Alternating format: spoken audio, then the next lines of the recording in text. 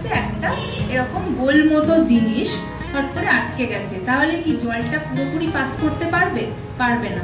তো সেই রকমই ওনার মানে স্ট্রোক এটাই হয় যে আমাদের ফ্যাটের লেয়ার যত বাড়তে থাকে ব্লাড স্ট্রিমে, মানে আমাদের যে ব্লাডের আর্টারিগুলো থাকে তার মধ্যে দিয়ে শিরা উপশিরাগুলো থাকে তার মধ্যে দিয়ে ব্লাড পাস করছে।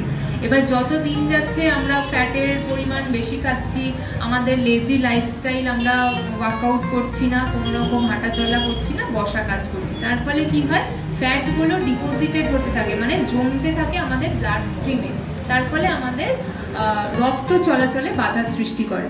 তো সেই জন্য আমাদের ফ্যাট খাবারকে রেস্ট্রিক্ট করা এই জন্যই দরকার। এটাকে আমরা আথেরোস্ক্লেরোসিস বলি। যদি ওটা আটকে যায় তাহলে আমাদের ব্লাড ঠিক মতো পাস হতে পারে না, এই কারণেই কিন্তু আমাদের প্রেশারও বেড়ে যায়। তো সেই জন্য ওনার ওই স্ট্রোকটা ওই জন্যই হয়েছিল।